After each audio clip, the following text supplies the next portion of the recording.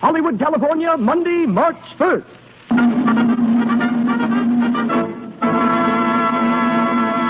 The Lux Radio Theater presents Charles Winninger in Cappy Ricks with Sally Eilers and Richard Allen.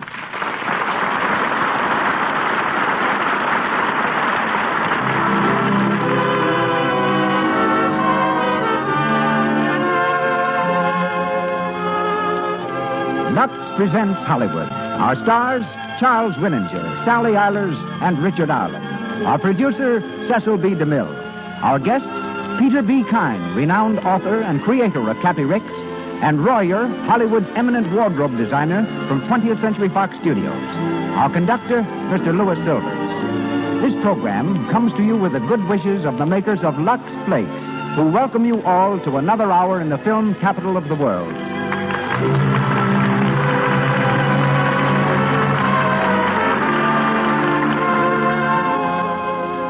Before we start Cappy Ricks, a word about the product which sponsors tonight's play, Lux Flakes. Since I've been the announcer on the Lux program, I've been very much impressed with the real enthusiasm women have for Lux Flakes. They rely on it in so many ways, and they tell me it never lets them down. To show what I mean, here's a letter a New England girl sat down and wrote to the makers of Lux Flakes. I started working. I found that in order to buy a pair of stockings every week, I had to give up too many good times. I decided to try Lux Flakes and see if it made any difference. I found that with Lux, I only needed to buy a pair a month. Now I use nothing but Lux Flakes on stockings and dainty underwear. And with the money I save every year, I'm able to pay for half of my vacation.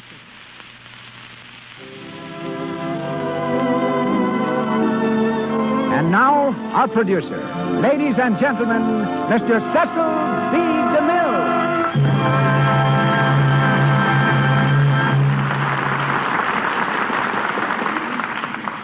Greetings from Hollywood, ladies and gentlemen. A week ago, while cruising the bayous of Louisiana, among the most beautiful and isolated communities in the world, I came on a tiny fishing village, standing on stilts and soft with the talk of Arcadian fishermen. Situated on Bayou Barataria, it was named Lafitte for the pirate and patriot I'm to make the hero of my next picture, the Buccaneer. To this little town, Lafitte returned from his raids laden with spoils, his dark, handsome face flushed with the conquest of Spanish merchantmen. And here he auctioned off his loot. Entering the general store to buy provisions for the rest of our journey, I looked into the corners where shadows sprawled like sailors gone to sleep. Instead of the chests of Spanish gold, the priceless fabrics of the East, and the heaps of jewels that reposed there when we bought Louisiana from Napoleon, on the shelves, I give you my word, there were neatly arranged cartons of Lux Flakes. I was as surprised and amused as when I observed some months ago the coincidence that Lux has been one of the words on my family crest for 870 years. Since then, we returned to Hollywood by way of New Orleans, where the famous Bonnet Carré Spillway, diverting more water per second than flows over Niagara Falls, forms an impregnable defense against the ravenous Mississippi. The city is safer than it was from the old buccaneers. But tonight, our hero is not Jean Lafitte. It's Charles Winninger, who made his professional debut as a fiddling member of his father's troupe at the Chicago World's Fair in 1893. Like another fiddling prodigy, Jack Benny, Charlie realized after a time that he was hiding his talent under a Stradivarius. So he sold his violin and turned comedian. His talents are currently on view in Universal's Three Smart Girls. But millions remember him as Captain Andy in Ziegfeld's Showboat. Tonight he again wears gold braid in the role of Cappy Ricks, as peppery and old salt as ever shivered a timber. Heard as his daughter, Florrie, is Sally Eilers, who went from Mack Sennett comedies to stardom in all 10 of Hollywood's important studios, and starred with James Dunn in the Academy Award winner, Bad Girl. She appears shortly with Jimmy in the Universal picture, We Have Our Moments. Tonight she has for her leading man, Richard Allen, who prepared for this picture by appearing in more than 60 pictures. Dick has just returned from England, where he made The Great Barrier. We hear him tonight as Matt Peasley. And now, it's anchors away as the Lux Radio Theater presents Charles Winninger, Sally Eilers, and Richard Allen in Peter B. Kine's story, Cappy Ricks.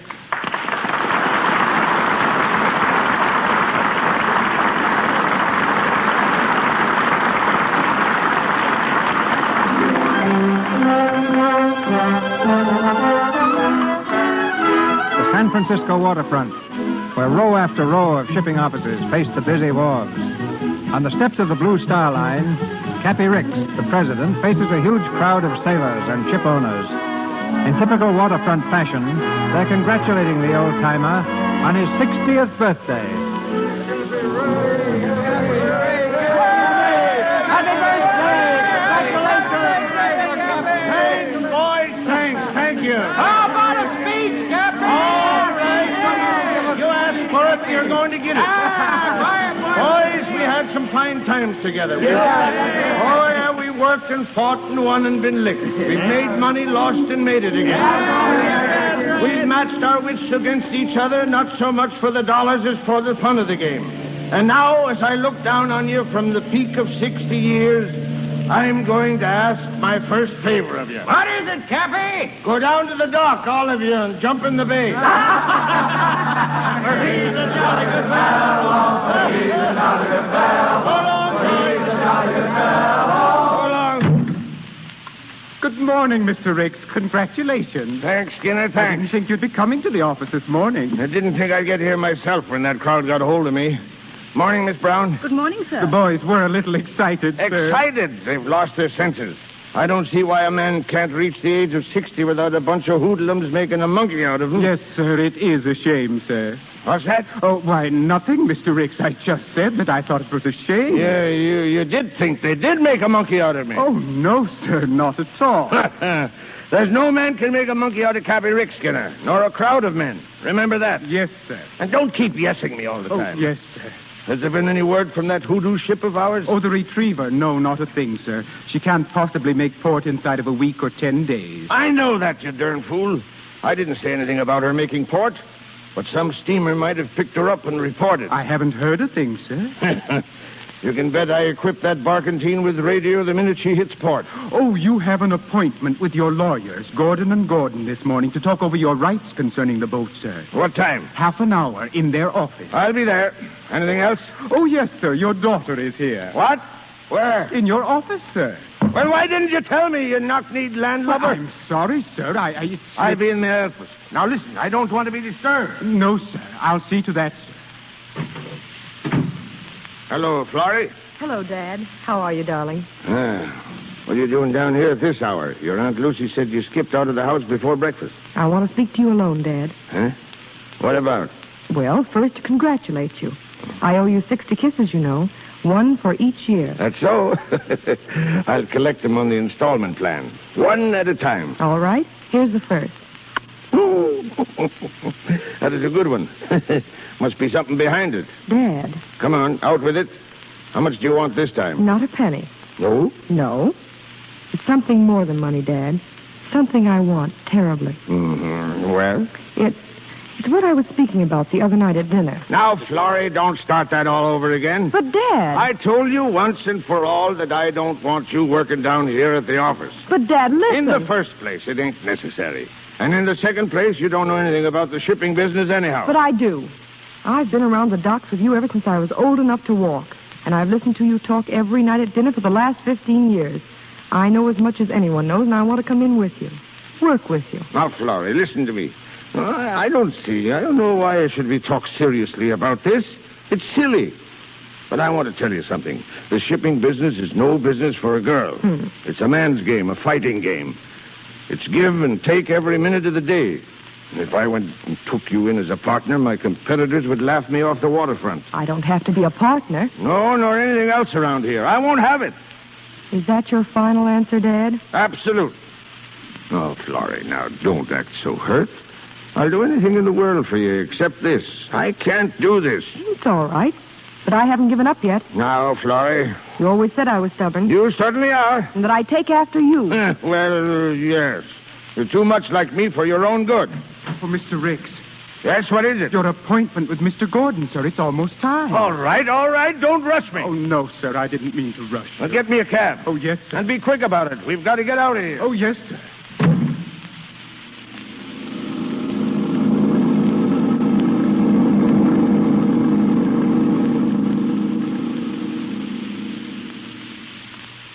Now, let me get this straight, Mr. Ricks. You say your ship, the Retriever, lost its captain off Cape Town? Yes, he got sick. It was very sudden. I see. And the mate took over command? Yes, fella by the name of Matt Peasley. He, look, Mr. Gordon, when's your pa coming back? He knows the whole story from bow to stern. He's away, Mr. Ricks. Won't be back for a week. I'm taking charge. Yeah. All right, go on. Now, as I understand it, you didn't want Matt Peasley to act as captain. Why should I? I don't know the fella. Never laid eyes on him. So I wired him I was sending another captain to take over the ship. And what do you suppose that scallywag did? What? Wired us that he was going to bring the ship back himself. And if we sent on another captain, he'd chuck him overboard. What did you do then? I'll tell you what I did. I hunted up the biggest, toughest captain I could find. A big, burly Swede. A two-fisted human bull who's licked everything on the seven seas. And I shipped him off to Cape Town with orders to beat Mr. Peasley to a pulp and bring what was left of him back in the Retriever. I see. Now, here's what I want to see you about. That ship will be in here within a week or 10 days, and the minute she comes to anchor, they'll bring the pieces of Mr. Matt Peasley ashore. Then what's left of him will begin to yell for the police. So I want to know just where I get off at. The assault took place in a foreign port? But on an American ship flying the American flag. Now, don't forget that. Well, what's the answer? Well, let me see. Come on. Do I land in the brig or don't I? Well, to be quite frank with you, Mr. Ricks, I don't know. Well, that's just fine. Just fine. I sit here for an hour wasting my breath and you telling me you don't know. What's a maritime lawyer for, anyhow? When my father gets back. You see, it's a very unusual case. I'm sorry, Mr. Ricks. All right. Forget it, son. The youngster can't know everything about this business. I'll look up the case record. Never mind. I ain't got time. And the ship ain't due for a week. You just tell your pa to give me a hail as soon as he hits port. Oh, yes, sir. Thank you, sir. Oh, forget it. Well, come on, Skinner. I beg pardon. Don't sit there with your mouth hanging open. We got work to do. Oh, yes, sir, yes. So long, son. Goodbye, sir.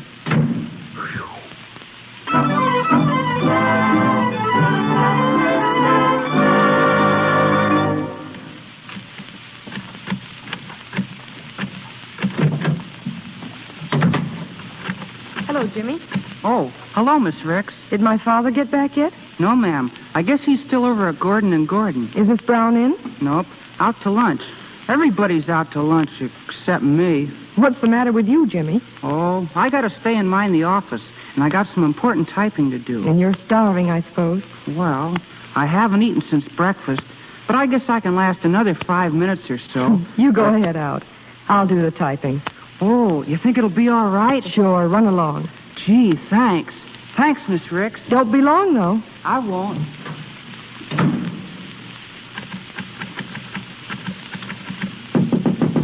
Come in. Well, how do you do? Hello. Mr. Ricks in? What's the name, please? Matt Peasley, captain of the Retriever. The Retriever? The Retriever isn't in yet. Oh, yes, it is. Anchored off of Meg's Wharf not 20 minutes ago. Who's in command? Me? But Captain Peterson. Oh, you mean that big, sweet old Rick sent out to Cape Town to take charge? Yes. I brought him ashore and sent him up to the Marine Hospital. What? You mean to say that you licked him? Well, if I hadn't, he'd have licked me. They ought to take a peep at him. Oh, for heaven. I'm afraid I don't understand. Oh, excuse me, but I can't help it. It's too funny. Do you know that fight has been the talk of this office for the past 3 weeks? Yeah? Everybody took it for granted that Captain Peterson would win. Been on Rick's mind, huh? Night and day. He's talked of it, boasted of it, gloated over it. You see, you're the only man in his employ who ever defied him. Well, he probably needs someone to tell him off once in a while. He's just an old windbag anyhow. What? Oh, I guess I shouldn't have said that, huh? You've got to be loyal to him working in his office and all. Working? You're his secretary, aren't you? Well, not exactly. Been with him long? Long? Oh, yes. Ever since I was a little girl. He's been like a father to me. He's not so bad when you know him.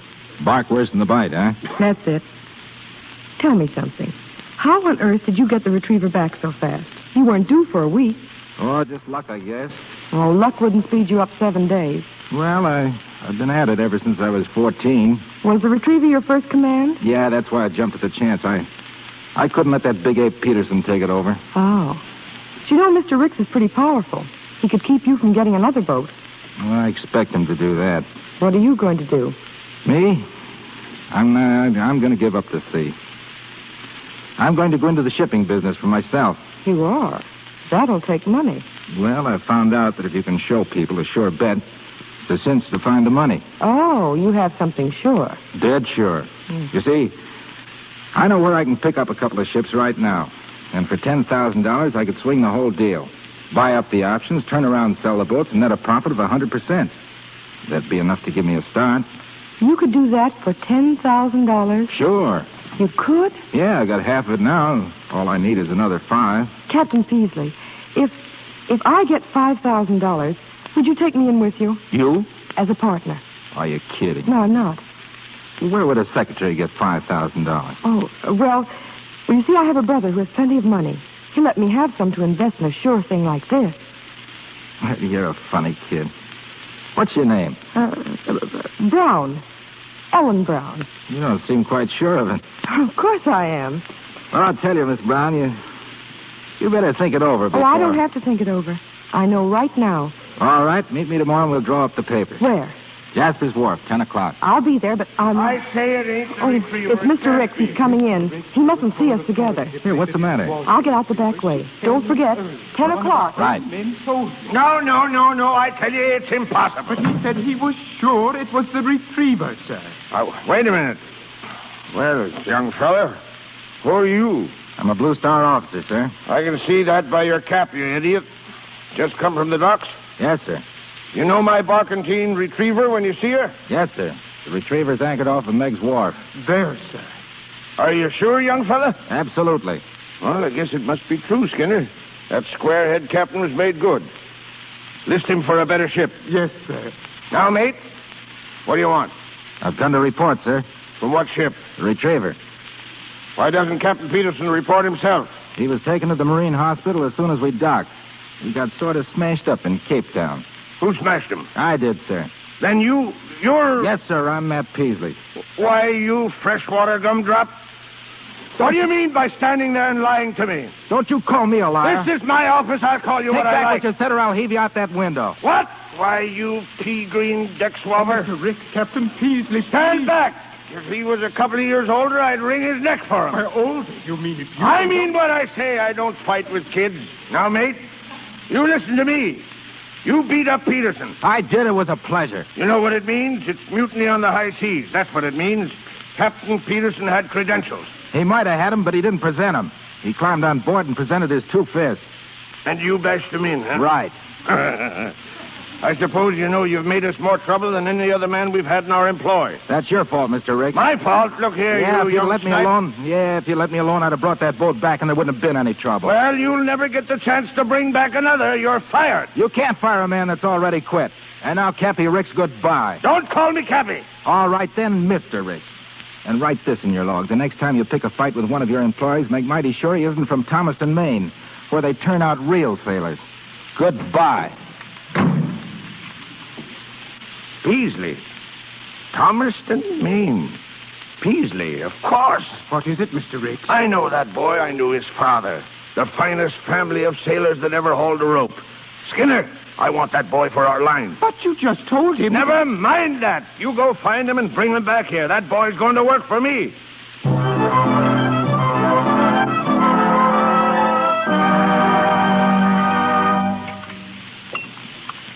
So I told Skinner to go and get him. But he couldn't find him, just my luck. Some more string beans, Cappy? Huh? Oh, all right, sis.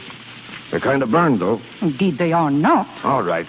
Let's have them. How about you, Florrie? Florrie, your Aunt Lucy's speaking to you. Oh, what was it, Aunt Lucy?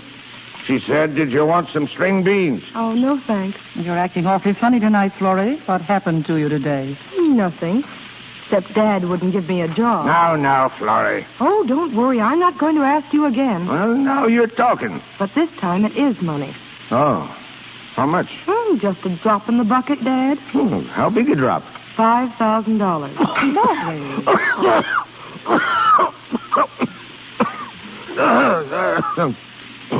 That ain't a drop, it's a splash. What do you want it for? Charity again? Well, in a way. What do you mean, in a way? Is it charity or ain't it? Well, charity's helping people out, isn't it? Yeah? Then it's charity. Now listen, Florrie. Cappy. What? You might just as well save your breath. There isn't any use arguing because you always give in the end anyway. Oh, I do, huh? Of course you do, darling. That's why I love you so much. Is that so? Mm-hmm. Mm-hmm. Well? Oh, all right. I'll give you a check in the morning.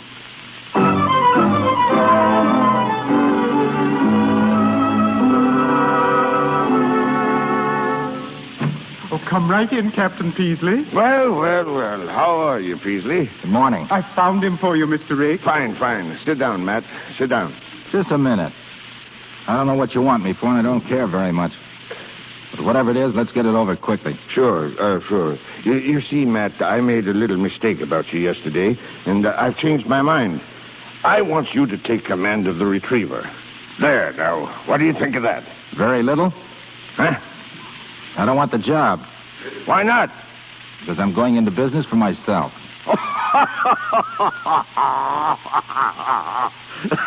Did you hear that, Skinner? He's going into business for himself. Whose peanut stand are you going to buy out? I'm going into the shipping business, Mr. Ricks. What? It takes you down a little, doesn't it? I got a partner with money. We drew up the agreement this morning. From now on, Mr. Ricks, you've got a competitor. Why? A real one. Huh? We'll make you square, Mr. Ricks. You'll wish you'd never heard of me. Skinner, throw this man out. No, don't throw him out. Throw him out. Mr. Riggs. I can go myself. You bet you can go. You're fired. Do you hear? You fired me yesterday. Well, you're fired again today. Now get out of here and start your business. And when I've skinned you clean down to your hide, come back and see me. If I'm in a good humor, I might lend you a barrel.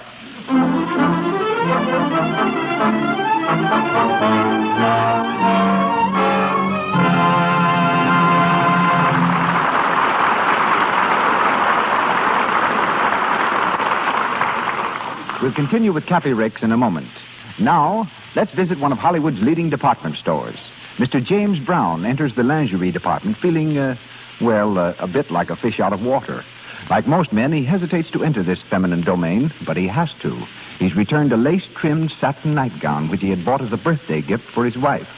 He explains his errand to a salesgirl, and then... Didn't your wife like it, sir? It's a gorgeous gown. Oh, yes, she likes it, thinks it's lovely, but, she doesn't feel we can afford it. It's probably my fault. I've heckled her quite a bit about clothes bills. But, Mr. Brown, this gown is pure dye satin. Will wear for ages. That is, if it's washed carefully. Huh? Well, how do you wash the things? Well, I always advise Lux Flakes. Tell your wife to turn it wrong side out before washing it. Look, why don't you take the gown home again and take along with it this Lux washing leaflet? Well... I know if she washes it with Lux Flakes, the gown will stay in you looking for so long, she won't think it's a bit extravagant. Well, I guess I will take it back. She really liked it. And thanks for the tip about Lux. Yes, that salesgirl is right. If you use Lux Flakes, even the daintiest lingerie will stay like new so long that it isn't extravagant. Lux underthings after every wearing. This protects daintiness and at the same time keeps the garment new-looking. So for daintiness and economy, always wash underthings in Lux. And now, back to Mr. DeMille. Once more, we bring you Cappy Ricks with Charles Winninger, Sally Eilers, and Richard Arlen.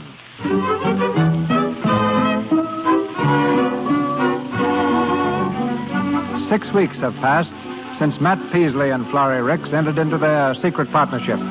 Cappy doesn't know, of course, that his daughter is his competitor, and Matt still thinks her name is Ellen Brown. We're in the sparsely furnished office of the Red Diamond Line, where Florrie is now working. We find her at her desk as the phone rings.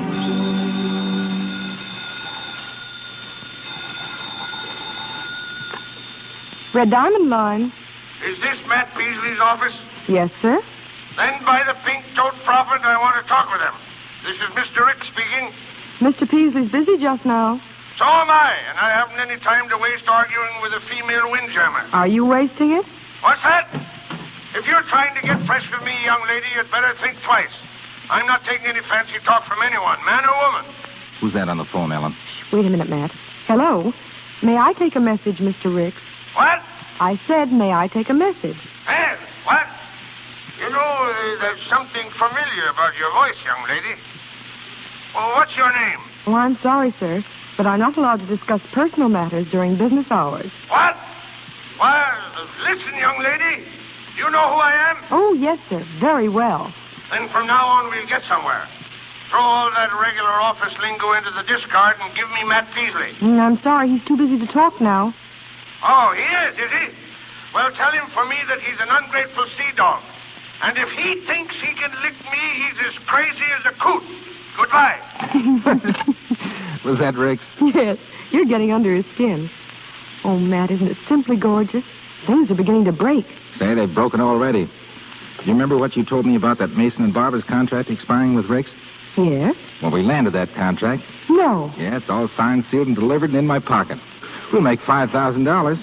He told me... That wipes me... out what you borrowed. He told me I didn't know anything about the shipment business. Huh? Who? Oh, nothing. Nothing, Matt. It's just that I'm happy. You don't know how happy. Oh. Ellen, you're a wonder. It's been fun, hasn't it? Wondering if anything was going to happen. Almost going overboard, and now everything working out just the way we wanted it. Oh, it's been the grandest 6 weeks I've ever known. You know what I'm going to do? I'm going to have a sign put up outside, Peasley and Brown, Red Diamond Line. Oh, no, Matt. Why, what's the matter? Well, you mustn't say anything about me. You promised you wouldn't. But you're my partner. I don't see why. Please, Matt, you mustn't. All right. Hey, but what about that other partnership I suggested? Does that have to be silent, too? Other partnership? You know, the one that has a ring to go with it. Oh, that one. I'm serious, Ellen. So am I. We'll have to wait, Matt. Oh, I'm crazy about you. I guess I've told you that 100 times. I never get tired of hearing it. Then why do we have to wait? Because... Oh, Matt, you're just getting started. You've got a long way to get yet, and I want to see you get there. I want to see you become the biggest man on the street. And you will, too. Yeah, but what's that got to do with us getting married? Well, I don't know, Matt, except I'd rather not. For a while, anyhow.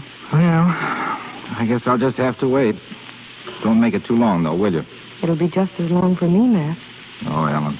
Matt, stop. Not here. What would a client think if he walked in here and found you kissing your secretary? I don't know. But I'll bet a schooner against the door that he'd try to hire you away.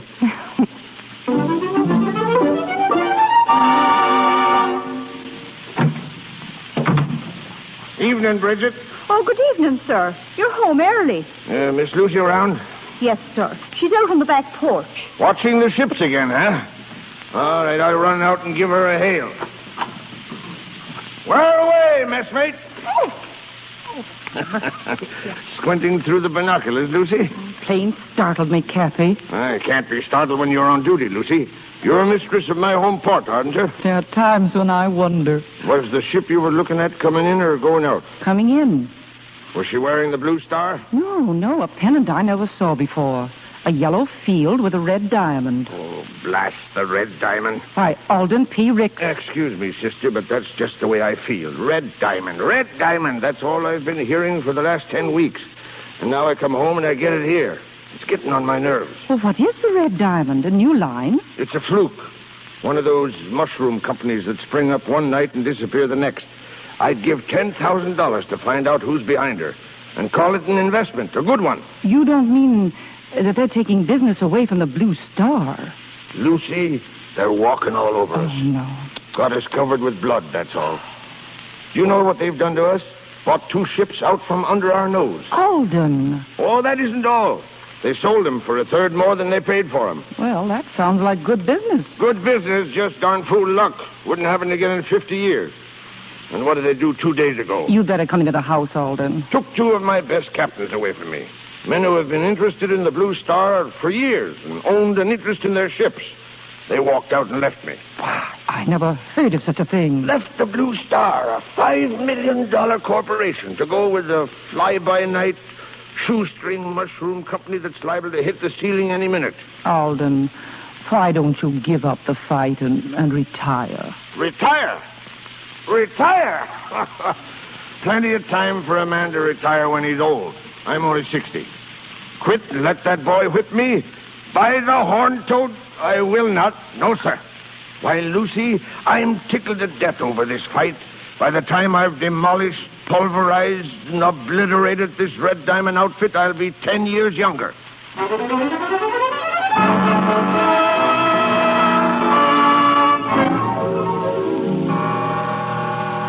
Mr. Ricks, I'm so glad you're here. What in tarnation is the matter with you, Skinner? I've been arriving at this office at the same time for the last 20 years. Yes, sir, but this morning... Oh, Mr. Ricks, something awful has happened. Skinner, you're as white as a new mainsail. Don't stand there shivering. What is it? What's the bad news? It's the Baxter contract. Well, what of it? Morgan Baxter's one of our oldest customers. He was, Mr. Ricks. What's that? You told me to run over this morning and sew up his business for the coming year. Of course I did. Baxter's the biggest contract we've got.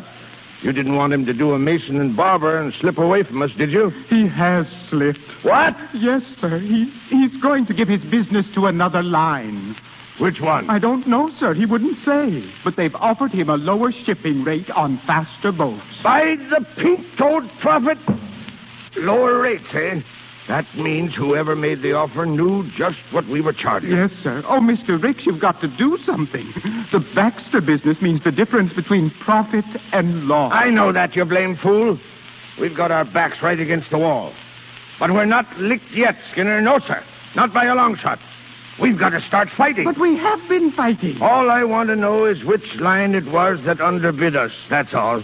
You don't suppose it was the Red Diamond? The Red Diamond? Oh, but Mr. Ricks. Could a 10-cent outfit like that underbid the Blue Star? No, sir, but I have... Would they know what we were charging? No, sir, only there have been... Ah, Skinner, you're a waddling landlubber. Yes, sir. Red Diamond. Red Diamond. Oh, yes? That's pretty rich. Yes? Oh, yes, one moment. It's for you, Mr. Ricks. The Red Diamond line calling. Huh? What do they want? I don't know. Hello. Hello. Well, you don't have to yell. I'm not yelling. I can hear you. This is Matt Peasley talking. Oh, Matt Peasley. Well. Would you like that barrel now, Mr. Peasley, or will you wait a couple of weeks? Mr. Ricks, I'd like to rent a couple of your ships. Oh, you would? Well, that's fine. Rent a couple of my boats, eh? I'll pay you for them, of course. You see, I'm kind of rushed over here. What? Rushed? Yeah, I expect to be very busy the next few months. I just signed that Baxter contract. What? I just signed the Baxter contract. Oh, you did, eh? Why, you double-dealing deckhand, you. You pork-swilling excuse for an able seaman. I'll have your hide for this. About those boats? No, you can't have them. You can't have anything, you double-crossing, slink-eyed cutthroat. All right. So long, Cappy. See you in the poorhouse. What? Hello? Hello? See me in the poorhouse, will you? See me in... Well, what are you standing around for, Skinner? Do something. Do something. But, Mr. Ricks, I don't know what He's got that contract. Do you understand? He stole it right from under your nose. My nose? Yes, your nose. Skinner, you're fired. Again? Yes, again. Wait a minute. Wait a minute. I got an idea. Come here, Skinner. But you just fired me. Well, now, wait a minute. Don't get so touchy, Skinner. Listen. Did you say that Baxter said that the Red Diamond said they'd get faster boats? Is that what you said? I'm afraid I don't understand. Did the Red Diamond agree to use faster ships than the Blue Star? Yes, sir. Then we've got him. Got who? The Red Diamond. Skinner, there are only two ships in this port that are faster than the Blue Star boats. The Unicorn and the Island Shipper. We got to buy them. Buy two boats? Yes, buy them. Peasley won't be able to live up to the terms of the contract. His boats won't be fast enough. And we'll get the business back again from Baxter. But two boats and finances the way they are, it will break us. Let it. It'll break the Red Diamond, too, and that's what I want. Skinner, get the owner of the Unicorn and the Island Shipper now. Have him come to the house the first thing in the morning. Tell him I'll have a blank check ready and he can name his own price.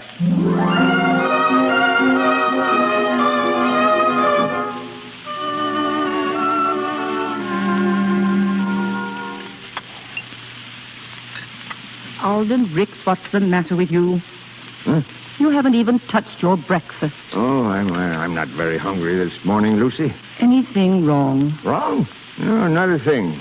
It's as right as rain. Oh, Mr. Ricks, Yeah? there's a man here to see you. Oh, that's what I've been waiting for. Where is he, Bridget? Out in the living room. I told him you were having your breakfast. Excuse me, Lucy. He'll be back in a minute. Well, I never. What's the matter with him anyhow? Well. Good morning, Mr. Hiya, Mr. Ricks. What are you doing here? I'm ready to talk business, Mr. Ricks. Well, I'm not. I talked all the business I wanted with you on the phone. And if you'll excuse me, I'm expecting somebody important. The owner of the Unicorn and Island Shipper? Huh? How did you know that? Oh, a little bird told me. He did, eh? Well, go back and ask him what you can do about it. I did, and you know what he said? He said, Matt, he always calls me Matt. Now, listen here. I'm a busy man. He said, Matt, you go out and get options on those 2 boats that Cappy Ricks wants. Huh? And that's just what I did. So if you want to buy them, Mr. Ricks, you'll have to buy them from me. And I'm not selling. Oh. You got the boats, eh? Yes, sir. You'll be able to live up to that contract now. That's why I got them. Yeah, well, you're smart, Peasley. You're real smart. I know when I'm beaten. Well, that sort of winds up the conclave, don't it? I guess so. Yeah, you've done it all right. Mr. Ricks, You've licked me. Stripped off all my rigging. Well, I've ripped the rigging off of other fellas in my day. Yep. Good sailing. I'm finished, Peasley. Finished? You've done a complete job. About the only thing left for me to do is to write my own business obituary. You mean you're broke? Yeah. Clean. Dad. Hey, yes, honey. Ellen, what are you doing here? Ellen? Who's Ellen? I heard what you said, Matt. I couldn't help hearing it as I came downstairs. Why were you upstairs? Huh? Well, I'd like to know who's a better right to be up there. She's been in the habit of going up and down the stairs in this house ever since she was born. You didn't expect to take that away from the Ricks family, did you? The Ricks family? Yes, Matt. I'm Florrie Ricks. Oh, I see. Well, I don't. It's all very clear now. Can't you understand? It was all right fighting Dad. It was fun as long as it was only a lesson. It gave me the chance to prove I could do something. When I heard him tell you, we mustn't ruin his business. That's Dad's life. Well, by the pink-toed prophet, will somebody be good enough to explain what's going on here in my own cabin? You didn't even tell me what your name was. I couldn't. You wouldn't have listened to me. You know you wouldn't have listened, Matt. Wally, allow me to... But I did, didn't I? Oh, I should have known better than to take a woman as a partner. Now, look here, you young swab. This is my business, not yours. Matt, please. Oh, fine. Swell. Good joke, even if it is on me. You can have your Baxter contract, Mr. Ricks. I wouldn't touch it. But the fun isn't over. We've been fooling before, but now you're going to see some real fighting. Matt!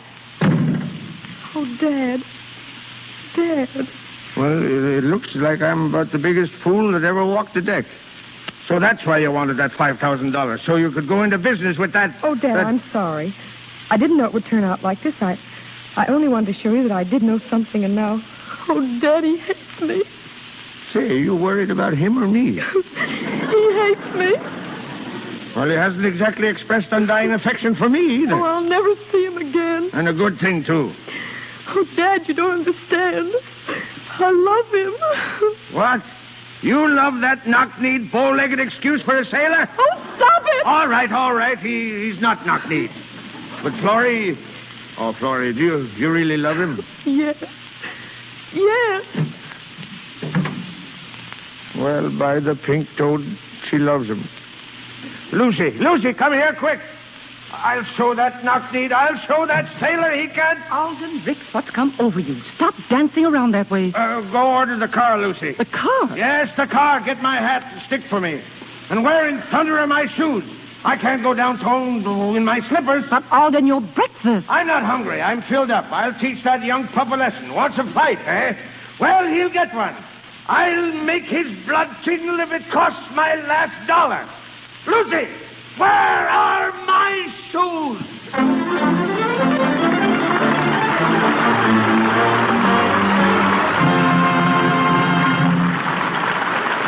We pause for station identification. This is the Columbia Broadcasting System. This is KNX, the Columbia Station, Los Angeles.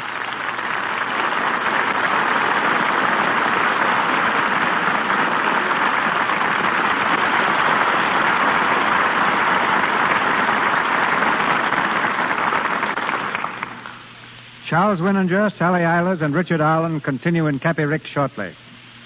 27 years ago, a young man walked out of a San Francisco hospital wondering where the money was coming from to pay his doctors' and nurses' bills. Not having anything better to do, he sat down and wrote a short story based on characters he'd encountered in his last job in the lumber and shipping business. The story was purchased immediately, and since then, the pen of Peter B. Kine has never rested. Creator of Cappy Ricks, he has written 26 novels and over 300 short stories, 70 of which have been purchased by motion pictures. Ladies and gentlemen, Mr. Peter B. Kine.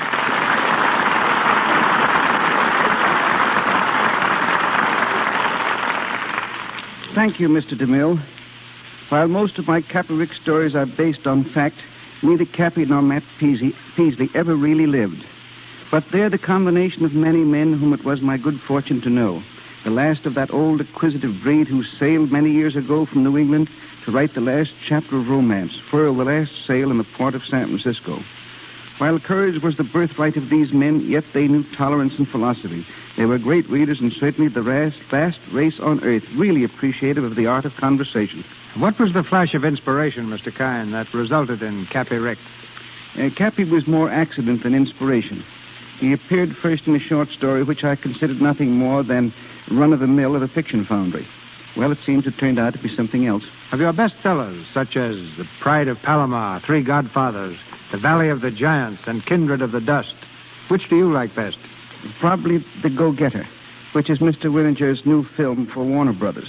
Not long after I had submitted it to Cosmopolitan magazine, I overheard a salesman taking an order for 100 copies of a new inspirational book by Peter B. Kine. I wired my publisher that I had not written any inspirational story and to cease selling me under false pretenses. 2 hours later, I received a reply. You poor simp, he informed me, you don't know what you write. The Go-Getter was one of the finest inspirational stories we've ever seen. As for royalties, you can thank heaven we'll pay you the same as heretofore.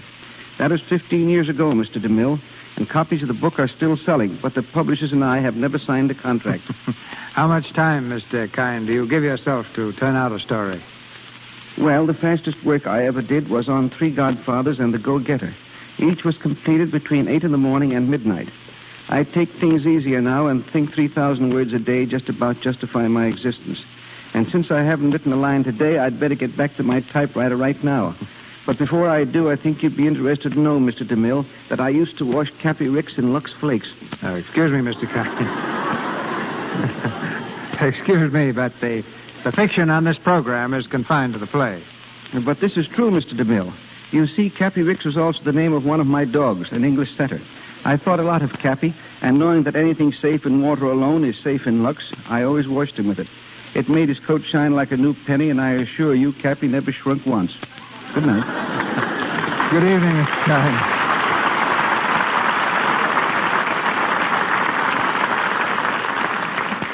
We continue with Cappy Ricks, starring Charles Winninger with Sally Eilers and Richard Allen.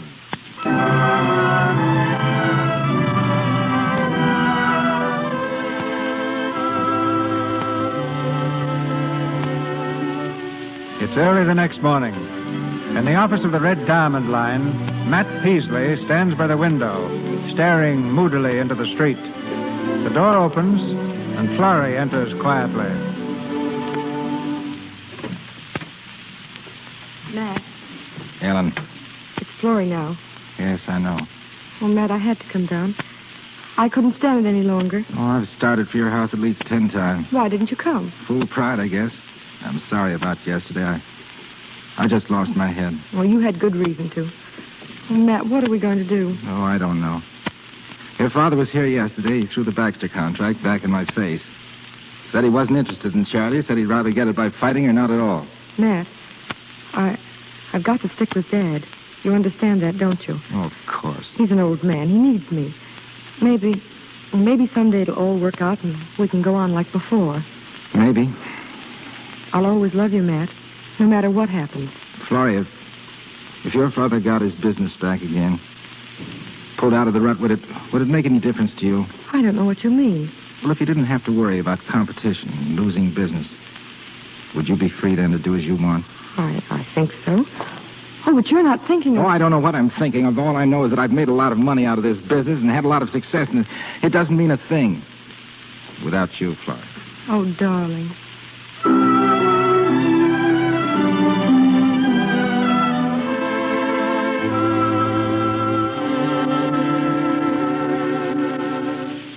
Oh, the captain told the mate told the crew told me, so I know it must be true. You hear some funny yarns while sailing o'er the sea, that's the little yarn you heard aboard the ship.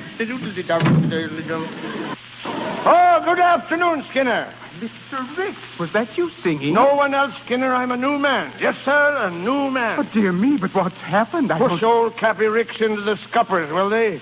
Beat him at the game he's been playing for years? I'd like to see someone do it. Oh, the captain told the maid told the crew. You think you could use 100 shares of Blue Star stock, Skinner? Why, Mr. Ricks. She's going up, Skinner. 100 shares of stock. 1,600 a share. But, Mr. Ricks, I can't buy 100 shares of stock. Why, I'm giving it to you. A nest egg for your old age. Oh, I don't know how to thank you. I don't want any thanks. I'm celebrating, Matt. You know, Matt Peasley thought he had me down and out, didn't he, huh? Skinner, I won a great victory this afternoon. Victory? Sure, I've got the Baxter contracts. What? Sewed up tight as a cock ship. He called me up at the house an hour ago and begged me to come down. Then we won't have to close up. We'll climb up to new heights. The Blue Star's under fresh steam. You can't wallop an old sea dog and make him stay wallop. Oh, Mr. Ricks, what is it? Oh, Lord. I'm out of wind. Oh, here, sit down. Sit down, Mr. Ricks. Stay put. I'm all right. I just misjudged the old boilers. There. Now I'm fit as a new craft. Well, what are you staring at? It all has the ring of a miracle, Mr. Ricks. Miracle? It's experience. That's what it is. Smart businessman realizing that a tired horse is safer than a colt that has nothing but fight. What does Matt Peasley say? Him? Well, Skinner, that's the one sore spot. It'll hurt Peasley mortal. Put him right out of business, and it'll hurt Florrie, too. Yes, sir, I suppose it will. Yeah, kind of takes all the fun out of the winning, Skinner. When you know it's hurting people. Skinner, why didn't you choke me before I fired Matt Peasley? But you fire so many people, sir, and then take them back again. Well, it's hard to know what to do. That's it. Yes, sir. That's it. What? I got to get him back.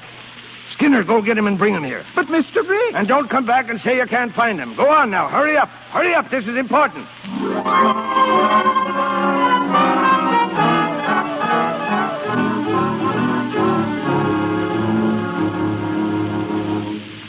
Well, come right in, Matt. Come in, Florrie.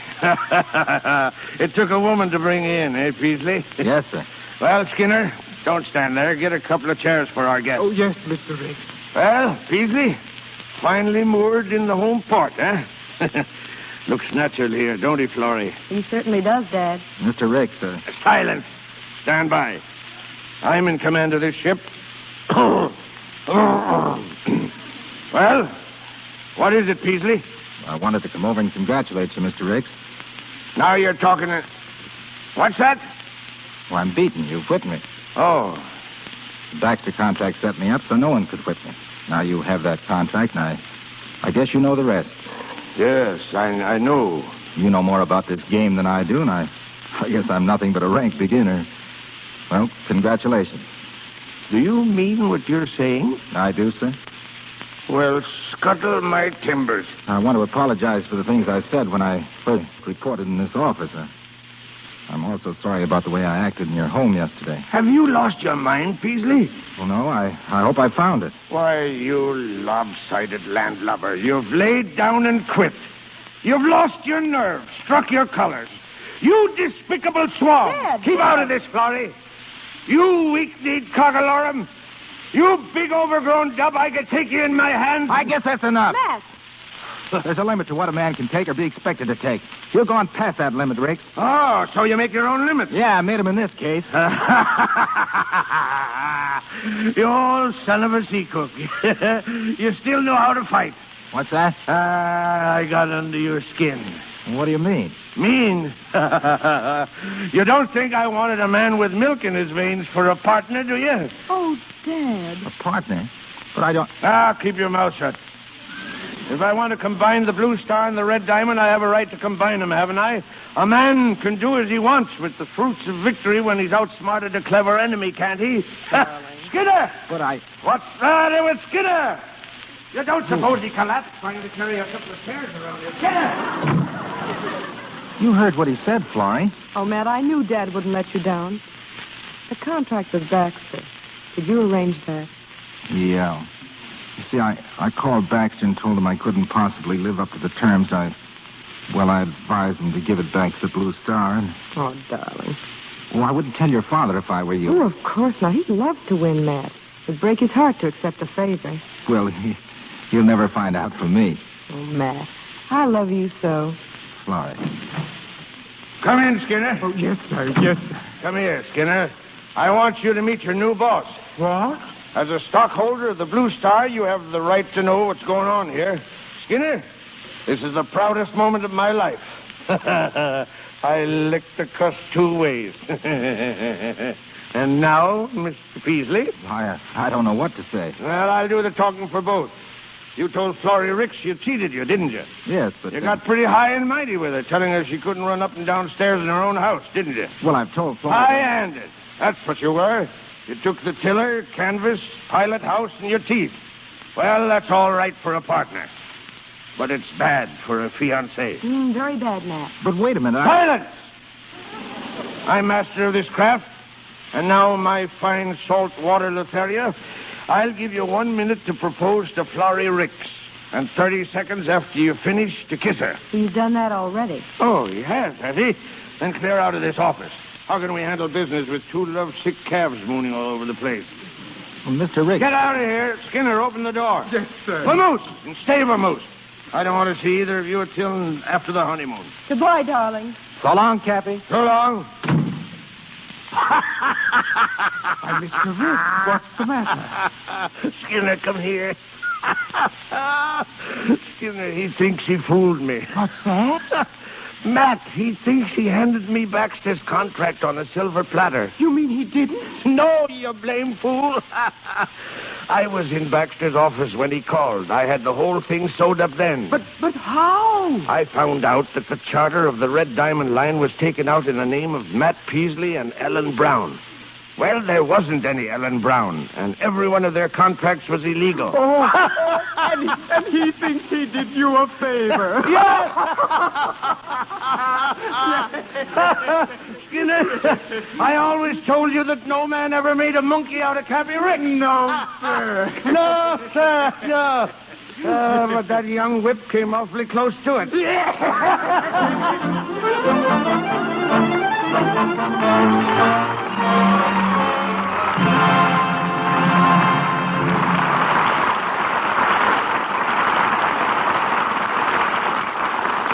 So we take our leave of Cappy Ricks. Charles Winninger, Sally Eilers, and Richard Arlen return to the microphone a little later. With more than 200 pictures to his credit, Royer ranks among the best-known costume designers in America. Former designer for leading Fifth Avenue salons, lecturer at the Metropolitan Museum of Art, and at New York and Columbia Universities, he's now at 20th Century Fox Studios creating the costumes for such well-dressed young ladies as Loretta Young, Alice Faye, Anne Southern, Barbara Stanwyck, Sonia Henney, Madeline Carroll, and Shirley Temple. Ladies and gentlemen, Royer. Thank you. With spring just 3 weeks off, let us take a quick look at what fashions are going to appear in the Easter parade. Skirts will be shorter, shoes will be higher, hats will be lower. Skirts worn for streetwear will have a definite swing effect, and you'll see considerable leather and suede taking the place of and being combined with fabrics. Styles follow definite cycles, and we are due for the return of many trends that originated between the gay 90s and 1914. Don't laugh at your wife if she comes home wearing ankle-length shoes. They're really most attractive, particularly if they have those old-fashioned buttons and elastic gores, such as worn by Loretta Young in Darryl Zanuck's production, Love is News. Longer, fuller veils are with us, and embroidery, brilliance, and beading are back again on formal daytime and evening gowns. The contents of the daily newspapers have a marked influence on style. What events this year will be interpreted into fashions? The Spanish War will popularize the bolero jacket and the toreador hat. Egypt, India, and Persia are giving us a decided taste for stripes and banding. The Greeks contributed classic drapes and sculptured folds for evening gowns, while Great Britain, in crowning a king, will popularize the striking coronation colors and the wearing of feathers. It won't be the first time England has officially entered fashion. Back in the 16th century, ruffles became so prodigious that their dimensions were limited by Act of Parliament. And we've just decided to curb the height of my lady's bonnet, but without calling on the Marines. The full-crowned, steepled effects are being reduced to low turbans and sailors. And once again, we'll be able to see the screen when we go to the movies. Tell me, why has Hollywood been able to compete so successfully with Paris as America's fashion factory? Simply because Hollywood directs its styles for American tastes, characterizing them with simplicity in sympathy with everybody's pocketbook. But whatever the styles may be, clothes will last longer, look nicer when cared for in Lux Flakes. When we finish a day's shooting at 20th Century Fox, all washable costumes are made ready for the following day by getting them together with Lux Flakes in the laundry. A good example is found in Ann Sothern's next picture, 50 Roads to Town. Ann does most of her acting in a nightgown. And although we've been on this picture for over 6 weeks, she's still using the same one she started with. It's not because we're trying to save money by limiting Ann to one nightgown. It's simply a fact that things seem to last twice as long when cared for in Lux. Thank you, and I'll see you in the movies. After a fashion. During the war, Hollywood, like every community, had its companies of home guards. I found myself captain of one outfit whose ranks included Jack Holt and Wallace Reed, but whose particular boast was a brass band, with Jesse Lasky playing the cornet. It was an almost perfect band, but for the persistence of the trombone player, who was in such a hurry to win the war that he was always 3 bars ahead of everyone else. For 20 years, I've wanted to tell that musician what I thought of his playing. And if Sally Eilers and Richard Arlen will escort him to the microphone, I'll tell him now. Corporal Winninger, front and center. Now, just a minute. I joined the Army to serve my country. But instead of giving me a rifle, you hand me a trombone. Well, they probably figured you could do more damage with a trombone, Charlie. I really think you should be forgiven, Mr. Winninger. After all, a man who's been captain as consistently as you should have been put in the Navy. Thanks, Sally. But since coming to Hollywood this time, all I play is fathers. I've just made 4 pictures, and every one of them I'm Papa. But what have you been playing, Dick? Dick's been playing golf. Oh. I think we better skip that bye, Sally. Oh, I don't know. You were in nearly every big tournament in the country. We're all proud of you, Dick. You're the most consistent player in Hollywood. Oh, I'm consistent, all right. I lost every match I entered. But I haven't given up hope yet, and I hope I'm going to Georgia next month to see if they'll let me play in the Bobby Jones tournament in Augusta. Well, now, Dick, just perform as splendidly as you do in your new picture, The Great Barrier, and the cup's as good as yours right now. Thanks a lot. Hey, Mr. DeMille, I understand you're interested in boats, and so I'm going to challenge you to a race. I'm having a schooner built over in Finland, and as soon as she's ready, let's see if, I'm a better sailor than a golfer. I'm at your service, Dick. And you and I, Sally, we'll take a rowboat and show them both the thing about navigation. Huh? You bet we will, Cappy. But in the meantime, Mr. DeMille, I'll be listening for you every Monday night. And all my thanks for a very nice time. And I guess that goes for us, too. Ain't it? Huh? Right. Good night, all. Good night. So long, mate. Thank you, Mr. Winninger, Miss Eilers, and Mr. Allen.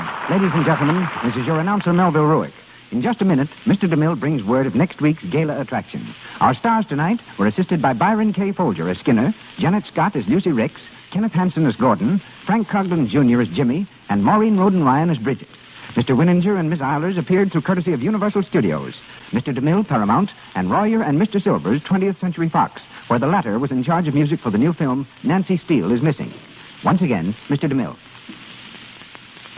There's a sensational new team in motion pictures, ladies and gentlemen, which we bring to the Lux Radio Theater next Monday night. Grace Moore and Cary Grant. Our presentation, a play based on Belasco's immortal production, Madame Butterfly, with some of the music from Puccini's opera of the same name. For Miss Moore and Mr. Grant, this will be a return engagement.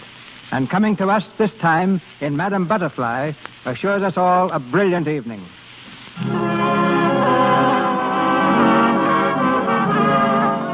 Our sponsors, the makers of Lux Flakes, join me in inviting you to be with us again next Monday night when the Lux Radio Theater presents Grace Moore and Cary Grant in Madame Butterfly. This is Cecil B. DeMille saying good night to you from Hollywood.